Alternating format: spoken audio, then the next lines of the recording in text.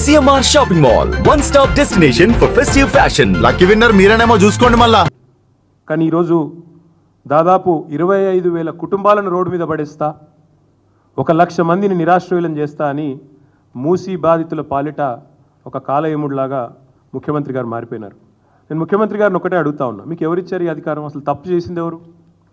నేరం చేసింది ఎవరు? శిక్ష ఎవరికి వేస్తున్నారు మీరు చూడండి, వాళ్ళ మాటలు వినండి దయచేసి. ఎవరైతే బాధితులు ఉన్నారో మా దగ్గరకు వచ్చి చెప్తా ఉన్నారో వారి మాట దయచేసి మీరు వినండి, వారి ఆక్రందనలు వినండి. 1994లో మీ కాంగ్రెస్ ప్రభుత్వం ఉన్నప్పుడే మాకు పట్టాలు ఇచ్చారు, మాకు రిజిస్ట్రేషన్లు అయినాయి.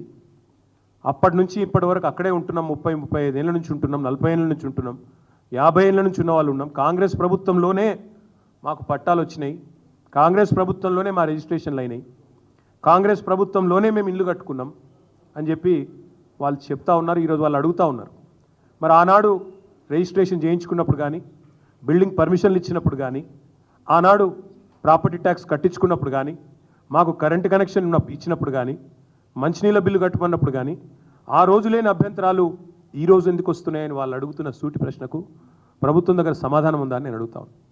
రెండవది, ముఖ్యమంత్రి గారు ఒక మాట అర్థం చేసుకోవాలి. అసలు ఒక పేద మధ్యతరగతి కుటుంబానికి ఇల్లు అనేది జీవితకాలం వాళ్ళు చేసిన కష్టానికి ప్రతిరూపం. ఇల్లు అనేది ఒక ఇమోషన్. ఇల్లు అనేది ఆ కుటుంబం మొత్తం కలలుగానే ఒక సౌధం. అదేదో కేవలం ఒక 4 ఇటుకలు లేదా 2 రాళ్ళు పెట్టి కట్టిన ఒక కట్టడం కాదు. ఇల్లు అనేది ఒక జ్ఞాపకాల పొదరిల్లు. అలాంటి ఇల్లును మీరు నిర్దాక్షిణ్యంగా కూల్చేస్తామంటే ఆ బాధ మీకు తెలియకపోవచ్చు రేవంత్ రెడ్డి గారు, మాకు తెలుసు. మా కుటుంబం స్వయంగా కేసీఆర్ గారి కుటుంబం ఒకసారి కాదు 2 సార్లు డిస్ప్లేస్ అయ్యాం మేము.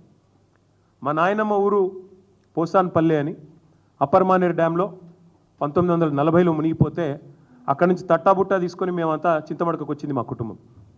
మా అమ్మమ్మ ఊరు, మా అమ్మగారి అమ్మ ఊరు మొన్న మిడ్మానేరులో మా ప్రభుత్వం వచ్చిన తర్వాతనే 2014 తర్వాత మా అమ్మమ్మ గారి ఊరు కూడా మునిగిపోయింది. మా జ్ఞాపకాలు, ఆ ఇల్లు అన్నీ అక్కడే పోయినాయి. సో ఒకసారి కాదు 2 సార్లు డిస్ప్లేస్ అయిన ఫ్యామిలీ మాది. మాకు తెలుసు ఆ బాధ ఎట్లుంటుందో తెలుసు. ఒకసారి నిర్వాసితులుగా మారితే ఆ ఊరితో అల్లుకున్న జ్ఞాపకాలు కానీ, ఆ ఇంటితో అల్లుకున్న కొన్ని ఆశలు, ఆకాంక్షలు కానీ ఎట్లుంటాయో మాకు తెలుసు. మీకు తెలియకపోవచ్చు రేవంత్ రెడ్డి గారికి.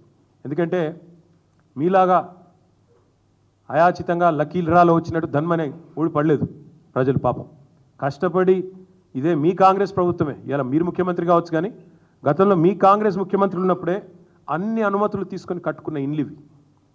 20, 30, 40 ఏళ్ళ కష్టంతో, రెక్కల కష్టంతో కట్టుకున్న ఇండ్లు. పట్టాలు ఉన్నాయి, రిజిస్ట్రేషన్లు ఉన్నాయి, ఇంటి నెంబర్లు ఉన్నాయి, కరెంటు బిల్లులు ఉన్నాయి, నల్లా బిల్లులు ఉన్నాయి. అన్ని అంటే చట్టరీత్యా అన్ని రకాలుగా న్యాయమైన పూర్తి స్థాయిలో ప్రభుత్వం గుర్తించిన ఇండ్లు. కానీ దాని మీద ప్రచారం ఎట్లా చేస్తున్నారండి? ఇవాళ నేను చూస్తూ ఉంటే సోషల్ మీడియాలో కాంగ్రెస్ వాళ్ళు ఆ కనుగోలు గారు ఏదో కొత్త టీం పెట్టిండట, 500 మందిని పెట్టి ప్రచారం ఎట్లాంటి, వీళ్ళంతా ఆక్రమణదారులు, వీళ్ళందరూ కూడా FTLలో కట్టిండ్రు, బఫర్ జోన్లో కట్టిండ్రు. అంటే మరి ఇన్ని రోజులు గుడ్డి గుర్రాల పనులతో మీరు మీ ప్రభుత్వాలు, గతంలో కాంగ్రెస్ ప్రభుత్వాలు 50 ఏళ్ళ మీ నిర్వాహకమే కదా ఇవాళ వాళ్ళందరూ ఇంత అవస్థలు పడ్డానికి కారణం.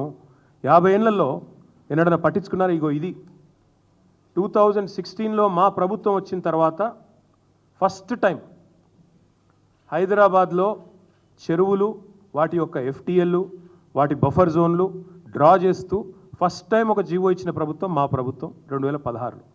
అంటే అదివరకు 1956 నుంచి 2016 వరకు, అంటే సరిగ్గా 60 ఏళ్ళు ఒక్కరంటే ఒక్క ప్రభుత్వం కాంగ్రెస్ ఉన్నా, మిగతా ప్రభుత్వాలు ఉన్నా కనీసం వాటి బౌండరీస్ కూడా డ్రా చేసే ప్రయత్నం చేయలేదు. ఎట్లా వస్తే అట్లా పట్టాలు ఇచ్చారు, రిజిస్ట్రేషన్లు చేశారు, FTL చూడలేదు, బఫర్ చూడలేదు, ఏది చూడలేదు, కట్టిపారేసిండ్రు, ఇచ్చి పారేసిండ్రు. ఈరోజు ఇప్పుడు 2024వ సంవత్సరంలో వచ్చి మీరు ఆక్రమణదారులు, మీరు తప్పు చేసిండ్రు. నేను అడుగుతా ఉన్నా, మీకు దమ్ముంటే చేత అయితే మొదలు ఎవరైతే పర్మిషన్ ఇచ్చిండ్రో వాళ్ళ మీద చర్య తీసుకోవాలి. హైకోర్టు కూడా అదే చెప్పింది కదా.